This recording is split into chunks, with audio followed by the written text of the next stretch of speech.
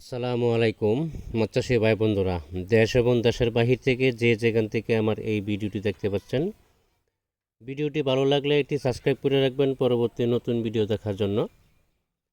আজকে আমি আলোচনা করব অরিজিনাল ভিয়েতনামি কই মাছের পোনা সম্পর্কে।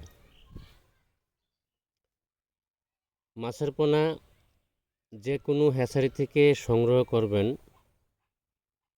অবশ্যই বড় ব্রড মাছ থেকে যে উৎপাদিত পোনাগুলো আছে এবং মাথার মাছগুলো সংগ্রহ করতে হবে। নেজালদা কাড়াই করে ছেঁকে মাথার মাছগুলো সংগ্রহ করতে হবে। কই মাছের মধ্যে একটু ঝামেলা হলো, কই মাছ যদি আপনি এভারেজে সংগ্রহ করেন, ধরেন একটা 1 ইঞ্চি, একটা 1/2 ইঞ্চি, একটা 1.5 ইঞ্চি এরকম যদি সংগ্রহ করেন, তাহলে 1.5 ইঞ্চি মাছটা কিন্তু ওই যে 1/2 ইঞ্চি মাছটা খেয়ে ফেলবে।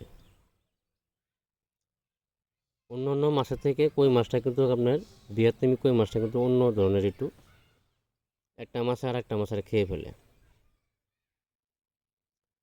এই জন্য মাছের পোনা সংগ্রহ করার সময় এক সাইজ করে গ্রেডিং করে এক সাইজ করে মাছের পোনা সংগ্রহ করতে হবে।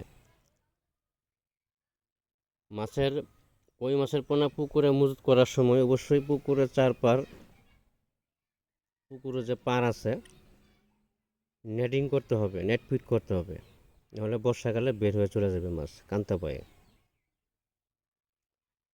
ভালো উন্নত জাতের মাছের পোনা সংগ্রহ করার সময় আপনি একটু খেয়াল রাখতে হবে। অনেকে আছে 2 4 5 পয়সা 10 পয়সা কমের জন্য মাছ নিয়ে নেয়, কিন্তু মাছের মধ্যে ভেজাল থাকে। এই বিষয়গুলি যাচাই বাছাই করে মাছের পোনা সংগ্রহ করবেন।